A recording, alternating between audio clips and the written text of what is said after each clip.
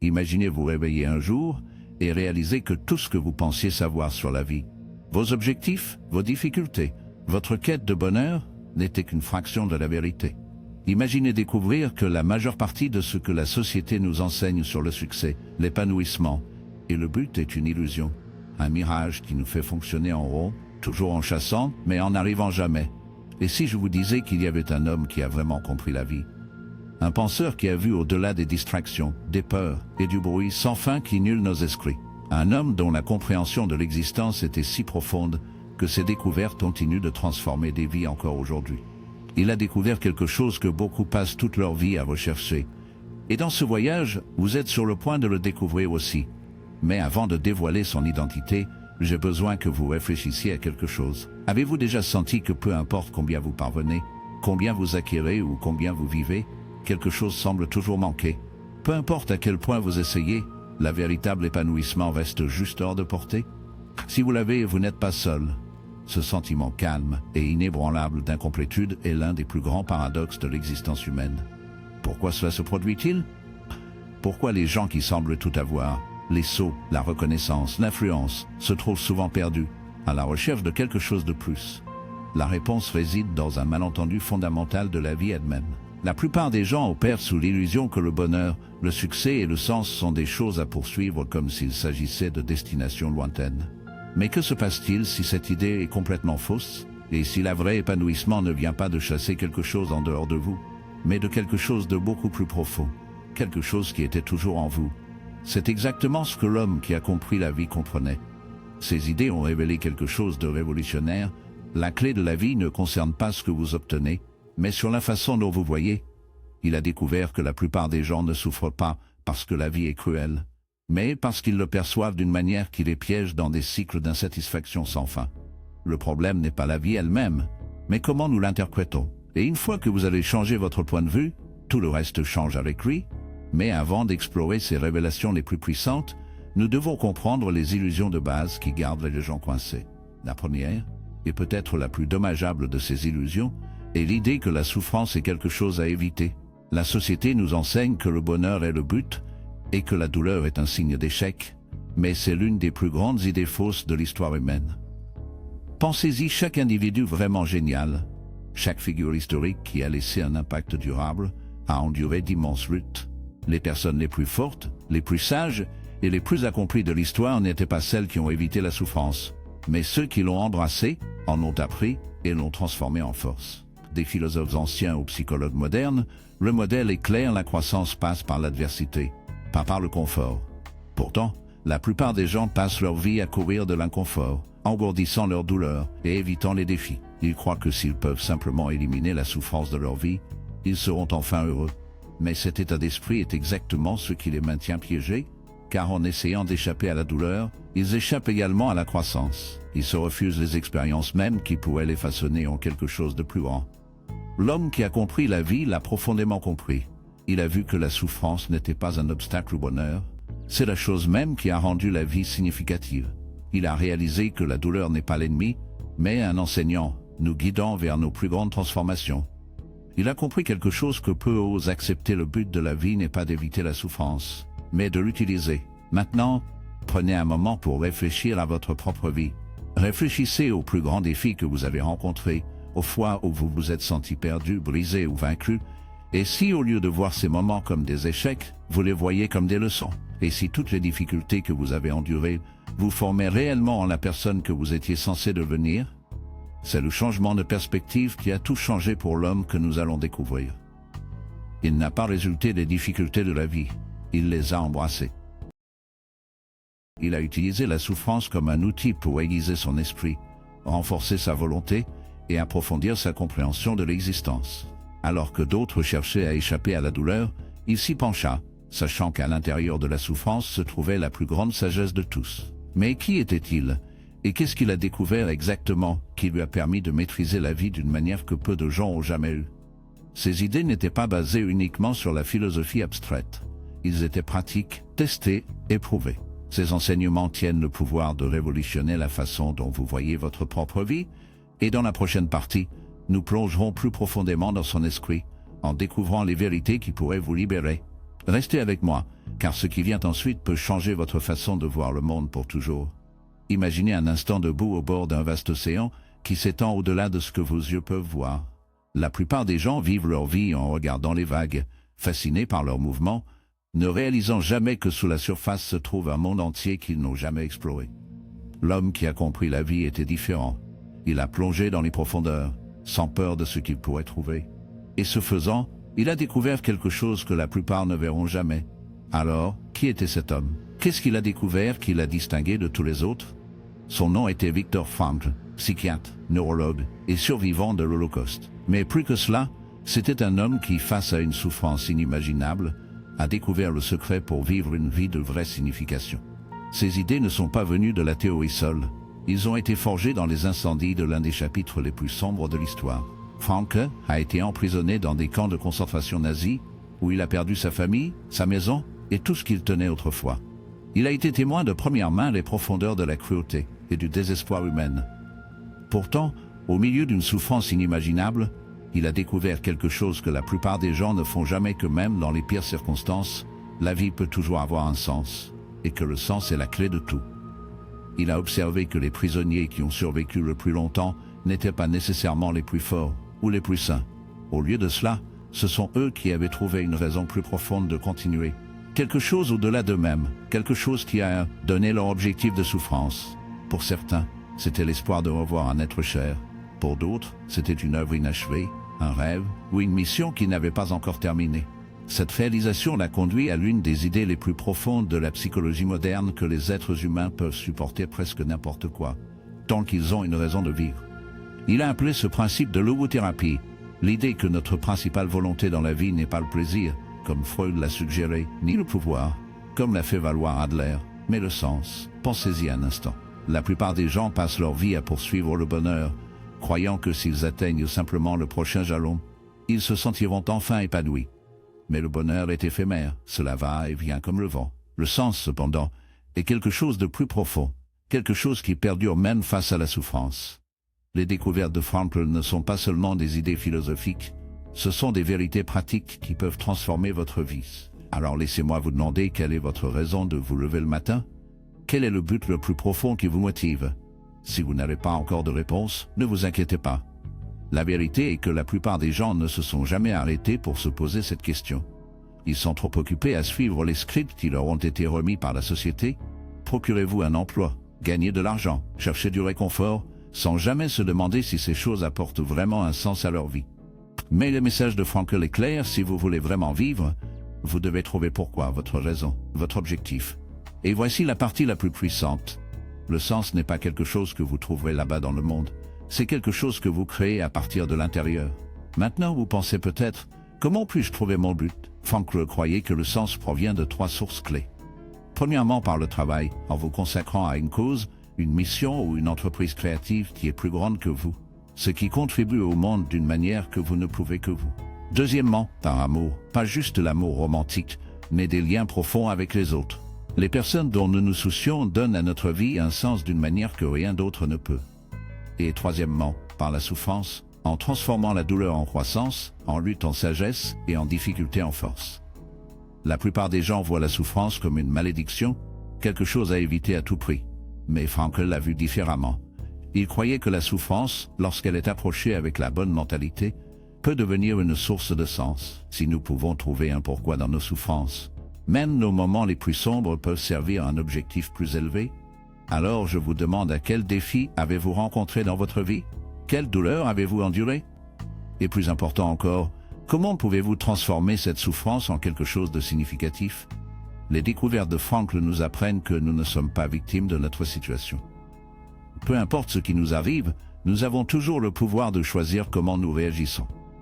In his own words, everything can be taken from a man, but one thing, the last of the human freedoms.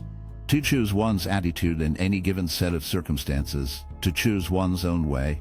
Laissez cela pénétrer. La puissance ultime que nous avons dans la vie ne consiste pas à contrôler ce qui nous arrive, mais en contrôlant comment nous y répondons. Et une fois que vous comprenez vraiment cela, votre vie ne sera plus jamais la même. Mais il y a encore plus à découvrir, car même si les idées de Frankl changent la vie, ils ne sont que le début. Il y a une dernière vérité plus profonde. qui lie tout ensemble, qui changera complètement comme vous le voyez. Une fois que vous comprenez vraiment cela, votre vie ne sera plus jamais la même. Mais il y a encore plus à découvrir, car si les idées de Franklin changent la vie, ils ne sont que le début. Il y a une dernière vérité plus profonde, qui lie tout ensemble, qui changera complètement la façon dont vous voyez votre existence. Dans la partie suivante, nous débloquerons cette révélation ultime. Restez avec moi parce que ce qui vient ensuite peut changer la façon dont vous voyez votre but pour toujours. Pensez à ceci: si le sens est la clé de la vie, pourquoi tant de gens se sentent-ils encore perdus? Si avoir un but est ce qui donne une profondeur de vie, pourquoi tant de gens ont-ils du mal à le trouver? La réponse est simple, mais souvent négligée. La plupart des gens recherchent un sens au mauvais endroit. Ils le recherchent dans les réalisations, croyant qu'une fois qu'ils accompliront assez, ils se sentiront enfin épanouis. Mais combien d'histoires avons-nous entendu parler de personnes atteignant le sommet du succès pour se sentir vides? 10 autres cherchent un sens dans le plaisir, pensant que s'ils peuvent juste ressentir plus de joie, plus de réconfort, plus d'excitation, ils se sentiront enfin complets. Mais le plaisir est temporaire, il s'estompe, laissant derrière elle une faim encore plus profonde. Ensuite, il y a ceux qui cherchent un sens à une validation externe, dans les opinions des autres. Ils façonnent leur vie autour de ce que la société attend d'eux, en espérant que s'ils peuvent simplement répondre à ces attentes, ils se sentiront enfin en paix. Mais aucune approbation du monde extérieur ne peut remplir un vide qui existe à l'intérieur. Et c'est là que la réalisation la plus importante entre en jeu. La vraie signification n'est jamais quelque chose que vous y trouverez. C'est quelque chose que vous construisez de l'intérieur. C'est la leçon ultime que Viktor Frankl a découvert. Et c'est la leçon qui peut tout changer pour vous. La vie ne nous donne pas de sens automatiquement. Nous sommes ceux qui donnent du sens à la vie. Même dans les pires circonstances, même dans la souffrance, même lorsque tout est supprimé, nous avons toujours la capacité de façonner notre propre perspective et de décider ce que signifie notre existence. Mais c'est là que les choses deviennent encore plus profondes. Si le sens est quelque chose que nous créons, alors comment nous assurons-nous de créer quelque chose de réel, quelque chose qui mène réellement à l'accomplissement? Frankl pensait que le sens était profondément lié à la responsabilité. Il a vu que ceux qui vivaient les vies les plus significatives étaient celles qui ont pris l'entière responsabilité de leur existence. Ils n'ont pas attendu la vie pour leur remettre un but. Ils l'ont choisi. Ils n'ont pas blâmé le monde pour leur souffrance. Ils l'ont transformé en sagesse. Ils n'ont pas attendu que quelqu'un d'autre leur donne une direction. Ils ont créé le leur. C'est l'une des vérités les plus puissantes sur l'existence humaine. Nous ne nous découvrons pas. Nous nous créons. Alors, laissez-moi vous demander. Quel genre de personne créez-vous? Quel genre de sens donnez-vous à vos expériences? Parce que vous le réalisiez ou non, chaque pensée que vous pensez, chaque croyance que vous détenez et chaque action que vous prenez façonne votre réalité. Et cela nous amène au prochain point crucial, le pouvoir de la perspective. Frank s'est rendu compte que ce qui détermine vraiment la qualité de nos vies n'est pas ce qui nous arrive, mais comment nous interprétons ce qui nous arrive. Il a vu cela dans les camps de concentration. 2 prisonniers pourraient vivre les mêmes conditions brutales, mais l'une abandonnerait, tandis que l'autre trouverait une raison de continuer. La différence n'était pas dans leur situation, mais dans leur point de vue. Et c'est là que beaucoup de gens se piègent sans le savoir. Ils croient que leur bonheur, leur but et leur sentiment d'accomplissement sont contrôlés par les forces extérieures, par chance, par le destin, par des circonstances indépendantes de leur volonté. Mais c'est une illusion, car la vérité est que votre expérience de la vie n'est pas déterminée par votre situation. Il est déterminé par le sens que vous attribuez à ces circonstances. C'est pourquoi 2 personnes peuvent passer par le même événement et sortir avec des mentalités complètement différentes. Une personne perd son emploi et la considère comme une catastrophe, croyant que sa vie est ruinée. Une autre personne perd son emploi et la voit comme une occasion de poursuivre enfin quelque chose qui les passionnait. L'événement est le même, la différence est le sens qu'ils lui ont donné. Alors allons plus loin. Réfléchissez aux défis de votre propre vie, les moments de douleur, d'échec ou de perte. Maintenant, demandez-vous quel sens avez-vous attribué à ces expériences? Les avez-vous autorisés à vous définir négativement? Ou les avez-vous utilisés pour devenir quelque chose de plus fort? Parce que voici la clé, votre passé ne vous définit pas. Le sens que vous donnez à votre passé fait. Et cela nous amène à la révélation finale, la vérité qui relie tout ensemble. Les découvertes de Frankl ne visaient pas seulement à survivre à la souffrance. Il parlait de le transcender. Il nous a montré que la vie ne consiste pas seulement à éviter la douleur ou à chasser le plaisir. Il s'agit de trouver quelque chose de si profondément significatif qu'aucune quantité de souffrance ne peut l'emporter. Et c'est là que tout change. Le sens ne vous est pas donné par la vie. Vous le donnez à la vie. Vous n'êtes pas là pour exister simplement. Vous n'êtes pas ici pour simplement passer par les mouvements, pour rechercher le confort ou poursuivre un chemin que d'autres ont déterminé pour vous. Vous êtes ici pour créer un sens, définir votre propre objectif et façonner votre propre destin. Et si vous vous êtes déjà senti perdu, si vous vous êtes déjà demandé quel est votre but, sachez ceci, votre but n'est pas quelque chose que vous attendez. C'est quelque chose que vous décidez. Mais il y a encore une dernière pièce à ce puzzle, une dernière vérité qui rassemble tout. Quelque chose de si puissant qu'une fois que vous l'avez compris, vous ne verrez plus jamais la vie de la même manière. Et dans la partie suivante, nous le révélons. Restez avec moi, car ce qui vient ensuite peut être la découverte la plus importante de tous. Maintenant, nous arrivons à la vérité ultime, la réalisation qui relie tout ensemble, celle qui peut complètement transformer la façon dont vous voyez la vie. Si vous avez suivi ce voyage jusqu'à présent, vous comprenez déjà que le sens n'est pas quelque chose qui vous est remis, c'est quelque chose que vous créez. Vous comprenez que la souffrance, lorsqu'elle est donnée, peut devenir un chemin vers la croissance. Vous comprenez que la façon dont vous interprétez la vie est plus importante que ce qui vous arrive réellement. Mais il y a une dernière révélation qui va au-delà du sens personnel, quelque chose qui transcende même les découvertes de Viktor Frankl, et c'est le pouvoir de contribution. Frankl a observé que les gens qui trouvaient le sens le plus profond du sens étaient ceux qui vivaient non seulement pour eux-mêmes, mais pour quelque chose de plus grand. Ce sont eux qui ont transformé leur douleur en service, qui s'est transformé. Quelque chose qui transcende même les découvertes de Viktor Frankl et le pouvoir de contribution. Frankl a observé que les gens qui trouvaient le sens le plus profond du sens étaient ceux qui vivaient non seulement pour eux-mêmes, mais pour quelque chose de plus grand. Ce sont eux qui ont transformé leur douleur en service, qui a transformé leur souffrance en mission pour aider les autres. Il a vu que le sens atteint sa forme la plus élevée, alors qu'il ne concerne pas seulement nos vies, mais sur la façon dont nos vies ont un impact sur le monde qui nous entoure. C'est là que tout change, car si l'autodécouverte est puissante, ce n'est que le début. La vraie transformation se produit lorsque nous demandons non seulement quel est mon but, mais comment mon objectif peut-il servir les autres? Pensez aux personnes les plus épanouies à travers l'histoire. Étaient-ils ceux qui vivaient pour eux-mêmes seuls? Non, ce sont eux qui se sont donnés à quelque chose au-delà de leur propre existence. Les plus grands penseurs, dirigeants et visionnaires avaient tous une chose en commun, ils ont vécu leur vie au service de quelque chose de plus grand qu'eux. Frankl lui-même n'a pas seulement survécu à l'Holocauste, il en est sorti avec une mission. Il a consacré le reste de sa vie à aider les autres à trouver un sens, enseignant aux gens que peu importe ce qu'ils traversent, ils peuvent toujours façonner leur destin. Sa souffrance est devenue le fondement d'un mouvement qui a aidé des millions. Cela nous amène à la question la plus importante que vous pouvez vous poser. Quel impact voulez-vous laisser dans le monde? Parce qu'à la fin de votre vie, ce ne sera pas les choses matérielles que vous avez collectées qui vous définiront. Ce ne sera pas les plaisirs temporaires que vous avez chassés. Ce qui sera vraiment important, c'est la façon dont vous avez utilisé votre temps, comment vous avez vécu votre vérité et comment vous avez touché la vie des autres. Alors demandez-vous quelle connaissance, compétence ou sagesse avez-vous qui pourrait aider quelqu'un d'autre? Quelle lutte avez-vous surmontée qui pourrait inspirer les autres? De quel cadeau possédez-vous dont le monde a besoin? Parce que voici la dernière vérité, votre vie ne concerne pas seulement vous. Il s'agit de ce que vous rendez. C'est là que réside le véritable épanouissement.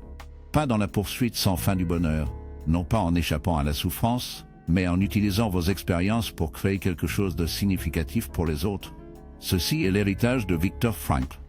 C'est la prise de conscience qui changera tout. Et donc je vous laisse avec ceci. Quel sens allez-vous choisir de donner votre vie? Quelle histoire allez-vous écrire? Comment allez-vous utiliser votre existence pour faire une différence? Pour faire une différence. Parce qu'au moment où vous arrêtez d'attendre la vie pour vous donner un sens, au moment où vous décidez de le créer par vous-même, c'est le moment où vous commencez vraiment à vivre. Merci d'avoir regardé.